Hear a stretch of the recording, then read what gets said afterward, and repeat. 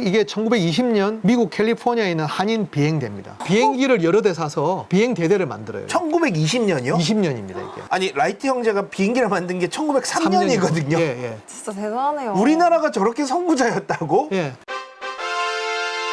인사할 시간도 많습니다. 여러분의 시간을 낭비해드릴 느리지만 쿨한 과학. 랩미팅입니다. 반갑습니다, 교수님들. 반갑습니다. 책 조선이 보이시나요? 만난 아인슈타인. 이 책을 누가 썼냐? 바로 옆에 계신 민태기 박사님이 쓰셨습니다. 그래가지고 세상의 조선시대에도 이런 과학이 존재를 하고 있었구나. 그리고 이미 우리 경험하지 않았습니까? 서양의 막장 드라마들. 사람들은 어떻게 연결되어 있었나. 조선시대라고 다를 게 없더라고요. 조선 과학 생각하면 장영실, 측우기 뭐 이런 거 생각하잖아요. 그러니까요. 네. 저는 거기서 약간 벗어나고 싶었어요. 너무 먼 옛날이고 지금 우리와 연결되는 지점을 찾기가 좀 힘들어요. 그러니까 그게 좋은 이야기이긴 하지만 지금 현실의 우리가 지금 세계 10대 경제 대국이잖아요. 그렇죠. 이게 어디서 기원했는지를 갖다 찾아보기에는 세종대왕까지 연결하기엔 너무 멀어요. 지금 우리가 허준희 교수가 필즈상 메달을 받고 그다음에 지금 많은 부분에서 반도체 세계 최강이고 뭐 이런 것들이 있지 않습니까? 그렇죠. 저희 아버님 세대를 잠깐 생각을 해봐요. 굉장히 못 살았거든요.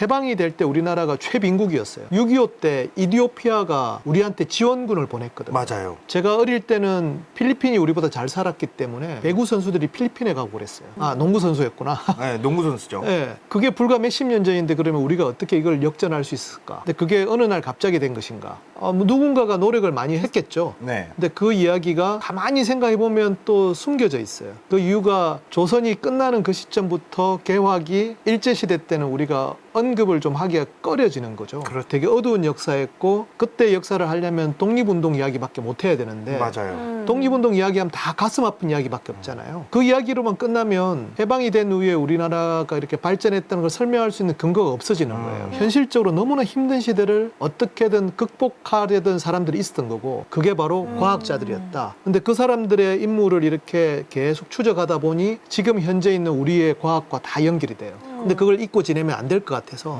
딱 한 100년 전 이야기. 그리고 누구한테 주워들은 이야기 말고 국립중앙도서관이나 지금 신문 검색이 다 되니까 네. 객관적으로 우리가 찾아볼 수 있는 사람들의 이야기. 그 사람들의 이야기가 잘 알고 보면 굉장히 익숙한 이름들이 나오기 시작하는데 그게 다 연결돼 있다는 거예요. 계몽과 이성의 빛이 강할수록 광기와 폭력의 어두움이 있지 않습니까? 그렇죠. 그럼 우리가 식민지라든 거 그리고 이제 근대화에 뒤처졌다는 어둠이 있다면 그것을 또 빛으로 바꾸려는 사람들이 있었겠죠. 있었죠. 그쵸. 제가 앞선 책이 하나 있었죠. 판타레이라는 네, 책. 네. 판타레이 책의 에필로그가 이 장면입니다. 네, 마지막. 태극기 날리며 2004년에 UCLA에 있었어요. 그때 영화관에 가서 보는데 미국이잖아요. 네. 보는데 백인 할아버지들이 많은 거예요. 보다가 막 우시는 거예요.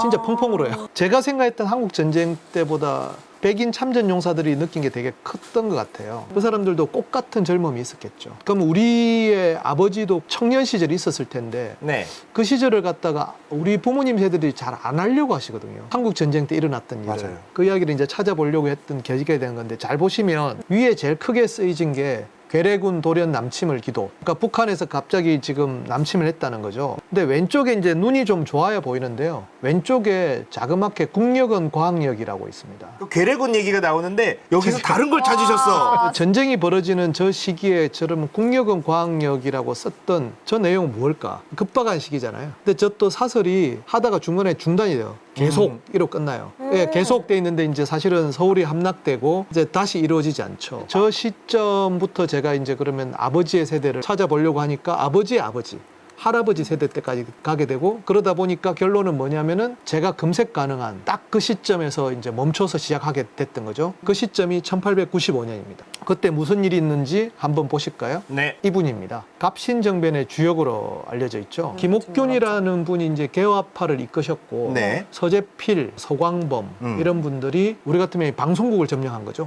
그때 우정국 낙성식에서 쿠데타를 일으켜서 개화파가 정권을 잡는 그 사건이 이제 갑신정변이라고 하는데 네, 1884년입니다. 그때 서재필 나이가 갓 20살 정도. 이제 혁명에 일단 성공하죠. 네. 성공하면서 국방부를 맡아요. 키가 180 얼마 정도 되는. 굉장히 키가 엄청 크시구나. 외모도 괜찮으신 분이에요. 네. 1884년에 혁명인데 3일 만에 끝나죠. 이제 외세가 간섭을 하면서 끝나거든요. 저분들은 역적으로 몰려가지고 비참한 심정으로 이제 일본으로 도망을 간 거예요. 일본으로 갔는데 일본에서도 갑진정변이라는 쿠데타의 배후에 일본이 있다는 걸 알려지기 싫어했던 거죠. 그래서 거기서도 내쳐져 가지고 미국으로 망명을 합니다. 결국은 서재필 혼자 미국에 남아요. 많은 분들이 미국으로 건너가셨는데 처음엔 갔다가 이제 버티지를 못한. 생각해 보시면 1884년에 미국에 한국 사람이 누가 있었을까요? 아무도 없어요.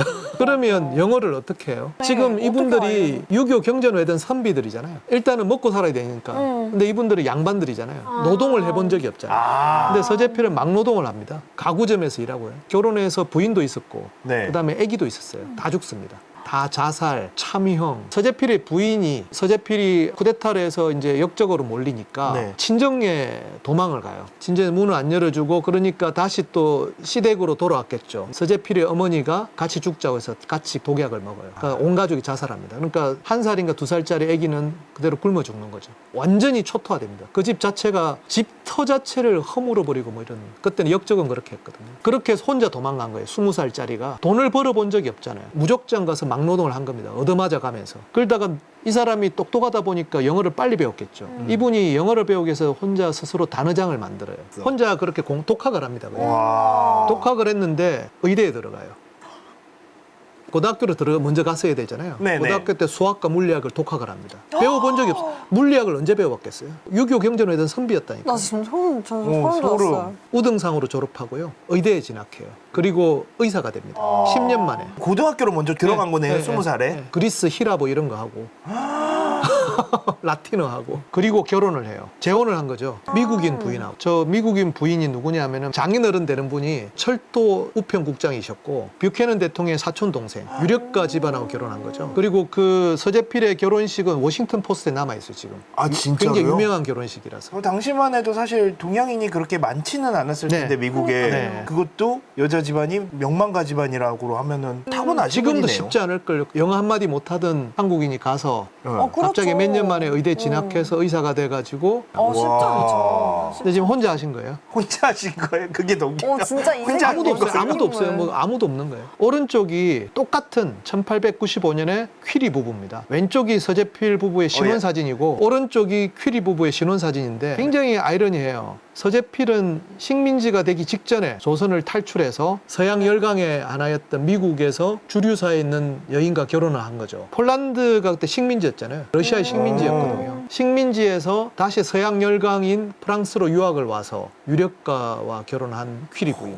그러니까 여기는 의사, 이쪽은 물리학. 물리학. 그리고 이 두 사진을 잘 보시면 왜 이런 사진을 찍었을까? 그러게요. 1895년 이전까지는 저렇게 일반적으로 자전거를 못 타고 다녔어요. 고무 튜브가 그때 발명된 거예요. 그 던롭이라는 의사가 처음으로 공기 주입식, 그 이전까지 통곡부 나서 네. 자전거를 타려면 되게 불편했어요. 그러니까 고무 타이어가 되면서 이제 이 소위 말하는 충격 완화가 되면서 1895년은 서구 전역에서 자전거 붐이 일어납니다. 그 다음에 또 하나가 둘 다 사진을 찍었잖아요. 네네. 네. 이것도 쉽지 않습니다. 코닥 필름이 그때 만들어지거든요. 그 이전까지는 사진을 유리금판에다 하기 때문에 휴대용으로 하기가 쉽지 않아요. 야외 사진이 없는 건 아닌데 굉장히 어려운 거죠. 신혼부부가 이렇게 사진을 갖다가 편하게 찍기 힘들었어요. 퀴리 부인 부부도 저분도 물리학을 했던 부부기 때문에 네네. 굉장히 얼리 어답터였을 거잖아요. 그렇기 때문에 프랑스에서 자신들을 과시하는 거거든요. 똑같은 시기에 우리의 선각자였던 서재필도 저 사진을 남긴 거예요. 서재필은 한국인으로 최초로 자전거를 탄 사람입니다. 두 번째 탄 사람은 조금 이따 제가 설명드릴게요. 아, 있군요. 교통사진이 아니네요. 퀴리 부부 사진을 잘 보셔야 돼요. 프랑스 물리학 과학의 최선두자였잖아요. 20세기 초기에 벌어질 양자 물리학 어떤 모든 거에 대한 최선두주자였던 두 부부잖아요. 그 부부가 저렇게 자전거를 타고 사진을 찍었다는 사실 자체는 과학을 받아들이는 19세기 말 20세기 초의 서양의 선각자들의 모습인데 네. 서재필도 똑같이 하고 있는 거예요. 저게 뭐 따라한 게 아니죠. 자연스럽게 이 정도는 해야 된다는. 그 다음 따라했던 사람 윤치호라는 사람이 있습니다. 이분도 이제 갑심정변에 연루되어 가지고 좀 피난도 가고 했는데 네. 윤치호는 다행히 이제 아버지가 고종 약간 어떤 신복이었기 때문에 큰 피해는 안 당했는데 이 사람은 또 에머리 대학에 유학을 했어요. 오. 서재필이 그때 이렇게 고생할 때 윤치호는 에머리 대학에서 또 학위를 봤어요. 제 앞단에서 약간 설명 빼먹은 게 뭐냐, 저 1895년에 자전거 사진을 찍고 서재필은 조선으로 옵니다. 부인을 데리고. 여기 보면 1897년에 윤치호가 자전거 타다가 너무 고생했다. 오후 내내 자전거 연습을 하면서 보냈다. 너무 힘들어서 거의 좌절할 뻔했지만. 저 자전거를 왜 타게 됐냐면은 서재필이 귀국할 때 자전거를 가져왔거든요. 근데 둘이 이제 동예협회 활동을 했겠죠. 네. 자네 이거 좀 타보지 않겠나? 아. 1920, 30년도 되면 그 두 사람의 이야기가 나와요. 동예협회 하면서 동해번쩍 서해번쩍하는데 조선 땅에서 자전거를 타는 사람이 딱 두 사람 있었던 거예요. 서재필과 윤치호. 아니 물론 서양인들은 몇 명이 탔대요. 동대문에 나타났다가 뭐 서대문에 나타나 독립문 앞에 나타났다. 그러니까 깜짝깜짝 놀라는 거예요. 아. 그때 독립협회를 방해하는 세력들도 있었거든요. 따릉따릉따릉 하면서 또 막 돌진했대요. 오른쪽에 또 이제 윤치호를 제가 하는 게 이제 윤치호는 서재필을 되게 우러러 봐요. 윤치호가 또 어떤 사람이냐면 우리나라 최초로 엑스레이를 본 사람입니다. 이게 보면 1897년 일기인데 사실은 96년에 봤다는 이야기거든요. 베를린에 박람회를 일부러 가요, 이 사람이. 러시아 황제 대관식에 갔다가 돌아오면서 베를린을 잠깐 들리는데 그 짧은 시간에 굳이 박람회를 가서 저 엑스레이를 보고 와요. 엑스레이가 언제 등장하는지 아십니까? 1896년 1월 달에 탄생합니다. 렌트겐에. 렌트겐에 엑스레이가 탄생한 지 몇 달 뒤에 본 거예요. 그 손가락 그 사진이구나. 네, 그 사진 보고 지금 이야기 그잖아요. 손가락 그 베를린에서 매끈하고 부드럽고 매우 아름다운 작은 손 사진을 보았는데 여러분 네. 생각하고 여러분 알고 있는 그 반지 껴져 있는 그 사진. 그것을 베를린에서 독일에서 직접 봤다는 거예요. 지금 우리가 알고 있는 것보다 굉장히 국제적이었고 그 당시에 등장하는 모든 문물에 대해서 우리 선조들은 이미 19세기 말에 실시간으로 알고 있었어요. 우와. 그렇게 해서 이 뮤리엘 대단히 미인이시죠. 저 부인을 데리고 조선에 옵니다. 자전거 사진 찍고 1895년 12월 25일 날 인천에 도착해요. 뮤리엘은 임신 상태였어요. 근데 지금도 만삭으로 미국에서 부인을 설득해가지고 한국 오자 그러면 비행기 10시간 타는 거 힘들어 하시거든요. 그렇죠, 그렇죠. 근데 지금 워싱턴에 살고 있던 부인을 데리고 대륙 횡단 열차를 타고 샌프란시스코에서 하와이 들러가지고 일본 요코하마를 거쳐서 온 거거든요. 상상이 안 된다. 그러니까요. 요즘도 그런 루트가 있나? 근데 저 부인도 20대 초잖아요. 한 번도 가본 적이 없는데 갑자기 어떤 사람이 와서 자기는 한국에서 온 망명자인데 뭐 의사라면서 나 한국 가야 되겠다고. 나는 유력가 집안 딸인데. 그래서 서재필의 첫 번째 딸은 큰딸 스테파니가 서울에서 태어납니다. 윤치호의 와이프가 중국인입니다. 마해방이라고. 그러니까 되게 국제적인 분들이시죠. 이렇게 해서 조선에 도착한 1895년 12월 25일. 그때 조선의 달력은 11월 달이었어요. 그렇죠. 음력이었거든요.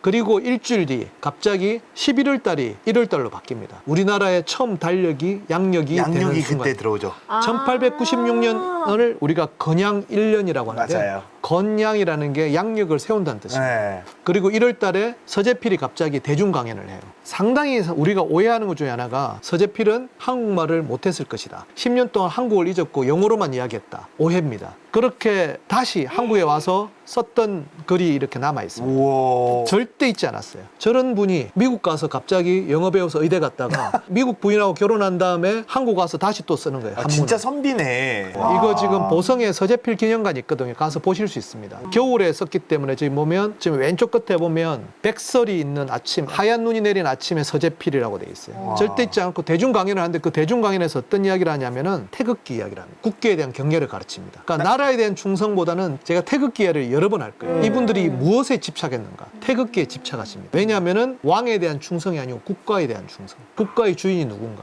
국기에 대한 경례를 강조하고 사람들이 환호하고 막 그래요. 매주 했어요.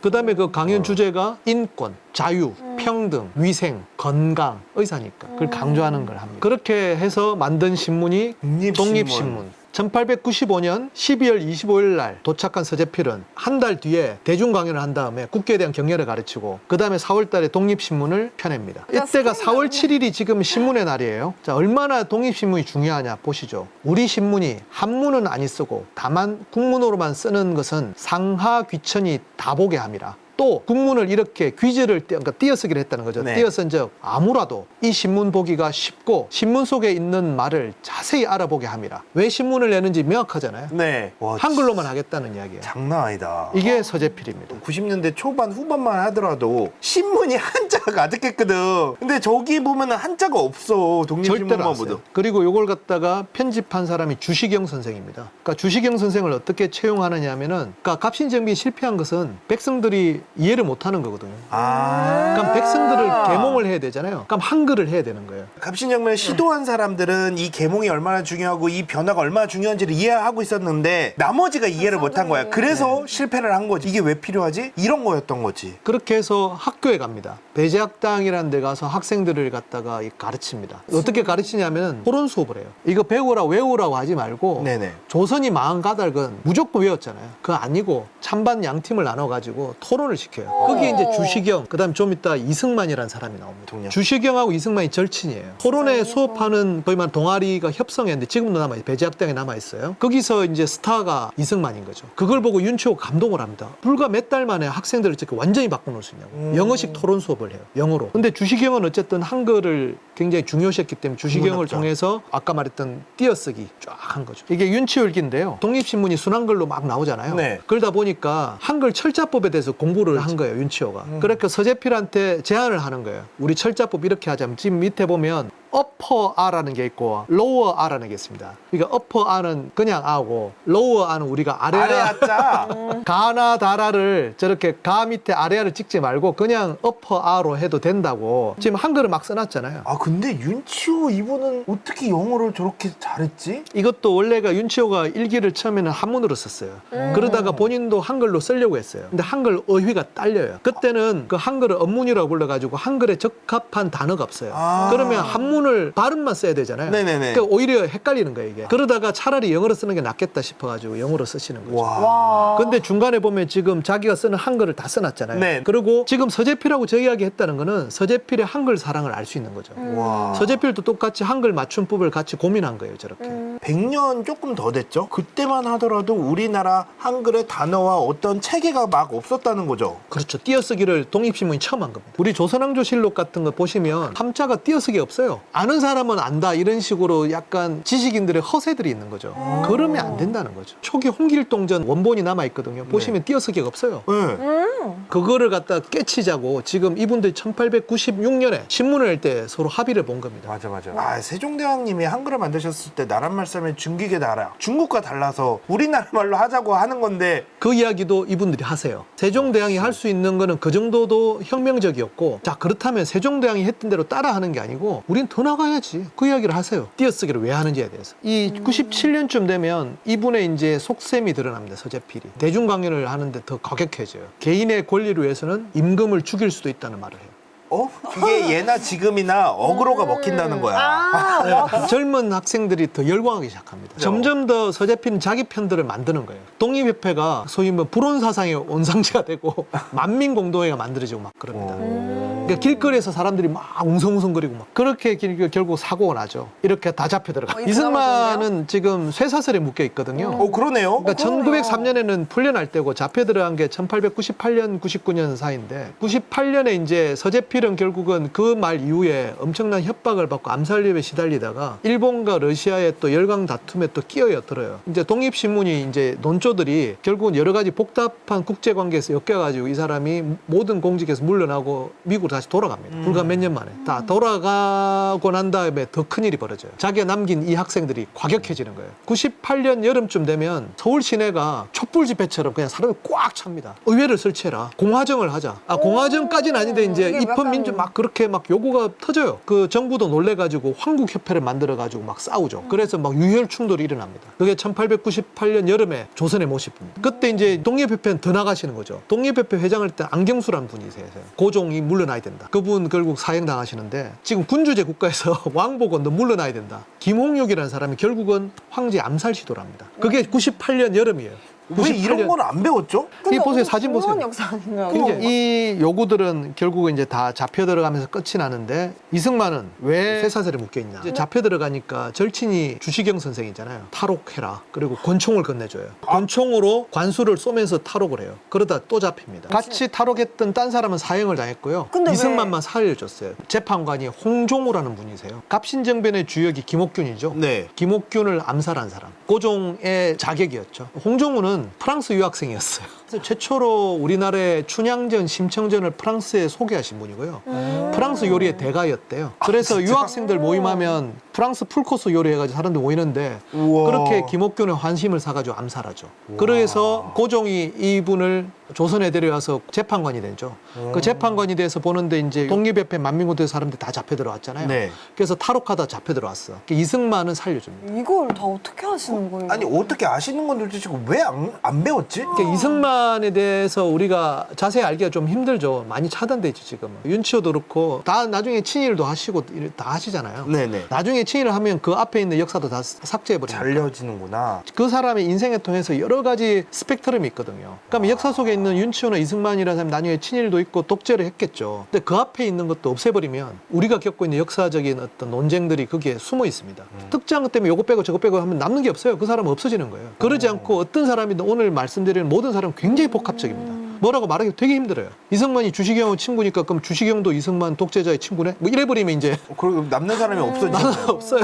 그렇게 되면 안 되는 건데 어쨌든 감옥에 gat힌 사람 중에 강원달이라는 사람이 있습니다. 네. 저분이 되게 중요하십니다. 자, 우범선이라는 사람, 나중에 설명한 우장춘의 아버지. 우범선은 명생황후 시해 사건에 깊이 관여했. 우리나라 조선의 군대였는데 네. 네. 잘 생각해 보시면 어떻게 구중군거리 불과 몇 시간에 다 뚫려가지고 왕비의 처소가 바로 나와가지고 바로 왕비가 암살이 되냐고. 조선군의 협력자들이 있었죠. 그 협력자 대대장이 우범선입니다. 명상황후 시해에 앞장섰던 사람. 근데 저 우범선이 명상황후 시해 사건이란 다음에 일본으로 망명을 했겠죠. 이때 굉장히 혼란기예요. 서재필이 아까 1895년 12월 달에 들어왔잖아요. 그 2달 전에 명상황후가 암살됩니다. 서재필 도착했을 때 이거는 진짜 너무 어지러운 세상인 거예요. 그때 청일전쟁이 곧 여름에 있었고요. 이런 사건이 벌어질 때 우범선은 조선인 군대였는데 일본에 협력해서 명상황후 시에 앞장서서 결국은 그게 이제 잘못되니까 일본으로 망명했는데 한국에 자기 똑같이 부인과 딸이 있었어요. 근데 그것을 저기 있는 강원달이라는 사람한테 맡깁니다. 강원달이 우범선의 부인과 딸을 보호해줘요. 그리고 우범선은 일본에 망명해 있다가 네. 아까 1898년 여름을 이야기했었잖아요. 조선은 뒤집어질 수도 있는 시민혁명의 전조까지 갔어요. 그때 우범선이 자기한테는 생명을 걸고 조선에 다시 미립국합니다. 정말로. 근데 그걸 갖다 일본 대사관이 알고 너 빨리 이러면 안 된다로 일본으로 돌려보내고요. 그리고 또 저 강원달이라는 사람이 그때 일본에 우범선을 만나러 가요. 우범선은 한국에 부인과 딸이 있었는데 일본으로 가서 다시 결혼을 하거든요. 네. 일본인 여인과. 그리고 1898년 봄에 아들을 낳습니다. 그게 우리가 알고 있는 우장춘이에요. 그리고 우범선이 일본에서 강원달한테 비밀 지령을 합니다. 우장춘의 호적을 한국에 하라. 그래서 우장춘은 국적이 한국인이 됩니다. 이게 되게 중요한 사건이 돼요, 나중에. 그리고 강원달은 선생님 그러면 저한테 허락만 해달라고 그래서 딸이 있다고 그랬죠. 우범선의 딸. 딸과 강원달은 결혼합니다. 강원달은 우장춘의 입장에서는 이복 누나의 남편, 그러니까 매형이 되는 매형이네요. 거죠. 근데 강원달은 이승만의 옥중 동료였고 만민공동의 독립법대 사건에 같이 인류돼서 이렇게 감옥에서 만났던 사람입니다. 와. 그러니까 우리가 알고 있는 현대사는 굉장히 복잡하고요. 주시경, 우장춘, 이승만 다 연결돼 있어요. 그렇게 이렇게 노력을 했지만 우리나라는 결국은 일본에 넘어갔죠. 1910년에 넘어가는데요. 신문을 한번 보도록 하시죠. 우리 경술국치를 보통 8월 29일로 알고 있는데요. 네. 실제로는 조약이 맺어진 건 8월 22일이고요. 그러니까 사람들이 어떻게 반발할까 두려워가지고 일주일 뒤에 공표를 해요. 근데 공표가 29일이니까 그 전날의 사설이죠. 왜냐하면 그 이날부터 대한매일신문은 없어집니다. 그러니까 우리나라 학술사상은 왜곡이 많다는 거죠. 이 다음 장면이 저는 되게 감동적이었는데 사설이 어떻게 되냐면 일국내 사람으로 하여금 한 사람이라도 교육을 받지 아니한 자가 없고 한 사람이라도 학문을 알지 못하는 자 없어서 초야에 묻힌 사람이라도 다 나라를 위하여 외국을 방어할 줄 알며 시정에 소민이라 뭐다 국가의 정치를 알아서 중인의 의론을 인하여 정치를 하고 조야의 공론을 취하여 법령을 발표하여 전국의 인중이 나라로 더불어 일체가 되어 강토에 가득한 자가 모두 인재를 이루나니라. 옛적에는 민족을 이런 방법으로 계도하였으니 지금 열강국의 교육이 무엇이 다르리요. 뭐냐면 모든 사람이 글자를 알아야 되고 그 사람들의 의견을 모아서 그 의중을 모아서 법률을 만들고 그 법령을 위해서 법에 의해서 세상이 통치가 되고 그렇게 해서 외국에 대해서 방어할 줄 아는 이게 지금 대한매일신문가 마지막 피를 토하듯이 했단 말이에요. 얼마나 또 이게 또 서재필이 또 나오는데요. 미국으로 다시 돌아갔잖아요. 임금을 죽여도 된다 이야기 하다가 잘 살았어요. 사업도 잘하고. 근데 다시 또 이제 스물스물 또 한국에 대한 생각들이 이원익의 타자기가 한글 타자기 처음이었거든요. 그 첫 번째 타자기가 이원익이란 분인데 그 이오닉의 타자기의 중간에 이런 이야기, 자기가 이 기계를 갖다가 어떻게 만들어질지 모를 때가 있었는데 그것들을 갖다가 서재필이 도와줬다는 이야기 나와요. 서재필 씨의 도움에 입어서 내가 이 기계를 만들겠다. 이 서재필은 태극기라는 거하고 네. 한글이라는 데 되게 집착을 많이 하셨어요. 사람들한테 국가에 대한 긍지라든지 네. 또 하나가 한글이 얼마나 사람들을 깨우치는 데 중요하게 하는 거죠. 하지만 이렇게 선각자들은 많은 욕심을 내시고 했지만 실제 사람들한테 그 교육이라든지 과학에 대한 것들을 주기는 되게 힘들었어요. 그게 바로 이광수의 무정이라는 데 나옵니다. 이게 이제 이광수의 무정은 또 춘원 이광수도 우리가 이제 친일파도 하다 보니까 안 배우죠. 안 배우기가 쉬운데 이 무정이라는 게 우리나라 최초의 장편 소설입니다. 그렇죠. 근데 여기 보면 왼쪽에 저들에게 힘을 줘야겠어요.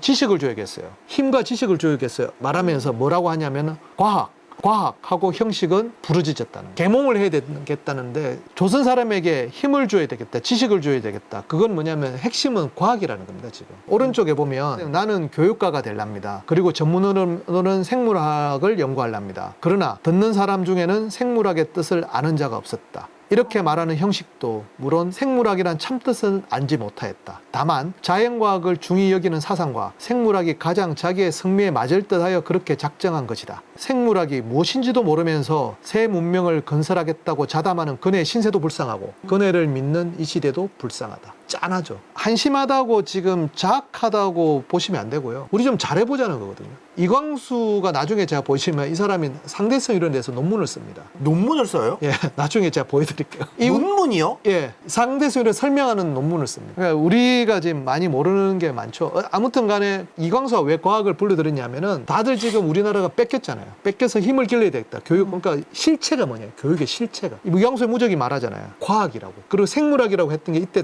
가장 존경받는 사람이 찰스 다윈이었습니다. 가장 존경받는 찰스 다윈이었기 때문에 생물학이라는 이야기 나오고 그 다음에 생물학을 왜 모르냐. 사람들을 질책하다기보다 우리 제대로 해보자라고 지금 다짐하는 게 이광수의 무정에 나오는 것이죠. 그 다음에 봅시다. 1919년 3월 달에 우리나라에서는 3.1 만세운동이 일어납니다. 이 3.1 만세운동은 우리가 생각하는 것보다는 안 알려져 있는 것 중에 하나인데 엄청난 사건이었어요. 우리는 그냥 만세운동으로 생각하잖아요. 전 세계적으로 엄청 주목을 받았고 여러 사람의 인생을 바꿉니다. 그 중에 하나가 서재필이 다시 또 등장합니다. 서재필은 미국에 가서 사업을 했거든요. 그런데 3.1 운동을 하면서 이제 사람들이 이걸 하는 거 보니까 원래는 조선에 이제 신경을 좀 안 쓰려고 그랬어요. 그런데 이제 이런 일이 벌어지니까 너무나 감동을 한 거예요. 그래서 필라델피아에 이렇게 사람을 모읍니다. 이게 1919년 4월입니다. 3.1 운동이 벌어진 지 한 달 만에 미국의 한국인들이 몇 명이나 있을까요? 이게 미국에 있는 사람 거의 다 모인 걸 거예요, 아마. 한 달 만에 다 모였을 거잖아요. 필라델피아가 어떤 데냐면은 미국 독립선언서 선언문을 낭독한 그쵸. 상징대인데 모은 거예요. 이 사람들이 그럼 어떻게 올 수 있을까요? 그때 뭐 카톡을 보냈을까요? 뭐 아니죠. 어떻게 수소문해서 연락을 했는데 한 달 만에 다 모인 거예요. 그러면 대륙횡단 열차 타고 이렇게 오려면 근데 이분들이 돈도 없어가지고 그 다음 역까지 가기 위해서 막노동하고 그쵸. 그 다음 역에서 취직한다 그 다음 역 가기 위해서 막노동 그렇게 한 달 동안 왔대요. 그 4월달에 이렇게 모인 겁니다. 그리고 시간행진을 하고 기록을 남기고 와. 이런 분들이십니다. 우리 조상들은 우리 할아버지, 아버지 세대 이런 분들이세요. 이걸 갖다가 우리가 좀 기억을 좀 잘 해야 됩니다. 근데 3월 1일 3.1 운동이 일어났잖아요. 네. 4월이면 한 달인데 이런 일이 있었대라고 미국까지 소식이 전해져야 되는데 아무리 빨리 가도 한 달은 걸리지 않아요? 3월 2일 날 미국으로 전보가 날아가가지고 전보? 미국에 전보가 날아가서 신한민보라고 있습니다. 미국에 있는 교포들이 보는 신문 거기에 저녁에 실립니다. 그리고 그걸 알렸던 사람 이분입니다. 지금 왼쪽에 계신 분이 안창호 선생이고요. 황진남이 1919년에는 몇 살이었을까요? 22살입니다. 그러네요. 이분은 당시에 버클리대 캘리포니아 주립대 학생이었어요. 버클리. 3.1 운동 소식이 딱 전해지자마자 너무 감명해가지고 학교를 자퇴합니다. 그렇게까지요? 그리고 전단지를 들고 미국 전역을 돌아다닙니다. 우와. 3.1 운동 알리기 위해서. 근데 왜 또 처음 뵙는 분이지? 독립유공자 그 홈페이지에 가면 나옵니다. 그리고 이제 상해 임시정부에 합류합니다. 안창호 그때 샌프란시스코 있었거든요. 네. 3월 1일 날 하자마자 전보가 쳤고 미주 사람들이 다 알고 다시 독립운동을 할 때 전 세계에서 뭐 곳곳에서 정부를 자처하는 조직들이 생겼어요. 근데 그걸 다 상해 임시정부로 통일하자는 움직임이 생기죠. 그래서 안창호가 미국에서 그 상하이로 건너갑니다. 그때 안창호가 데려간 사람이 저 22살의 황진남입니다. 1897년에 함흥에서 태어났는데 아버지를 따라서 1903년에 하와이 노동자로 가요. 사탕수수 노동자. 아버지가 노동자였고 자기는 아기였겠죠. 간 다음에 하와이에서 중학교를 나오고 캘리포니아 주립대에 입학했죠. 그러면은 5살 때 갔으니까 진짜 네이티브겠네요. 거의 네이티브죠. 저 보면 쟁자한 인물도 다 나오거든요. 첫 줄에 보면 신익희란 분 계시고 네. 포스가 장난이 아니죠. 안창호가 중간에 계시고 그다음에 손정도 목사라는 분이 요 임시의정부의 의장이었어요. 이 손정도 목사는 나중에 나왔지만 또 김일성을 키운 분이십니다. 아, 그래요? 복잡합니다. 이게 지금 우리가 이렇게 나누기가 되게 힘들어요. 그리고 뒤에 보면 김구가 계시고 뒤쪽에 여운형 코스염이 계시고요. 그 맞은편에 이제 황진남이라는 분이 계시죠. 요 때가 우리가 상해 임시정부로 임시정부가 통합될 때 첫 번째 회의 중에 하나입니다. 거기에 황진남이 이렇게 참여한 거죠. 그러면 황진남은 어떻게 해서 우리나라가 이제 식민지 상태였는데 캘리포니아 주립되면 지금도 명문대학이고 그렇죠, 그렇죠. 어떻게 들어갈 수 있을까? 이게 1920년 미국 캘리포니아에 있는 한인 비행대입니다. 비행기를 여러 대 사서 비행대대를 만들어요. 1920년이요? 20년입니다, 이게. 아니, 라이트 형제가 비행기를 만든 게 1903년이거든요. 예. 진짜 대단하네요. 우리나라가 저렇게 선구자였다고? 예. 인사할 시간도 많습니다. 여러분의 시간을 낭비해드릴 느리지만 쿨한 과학. 랩미팅이었습니다. 감사합니다, 교수님들. 감사합니다.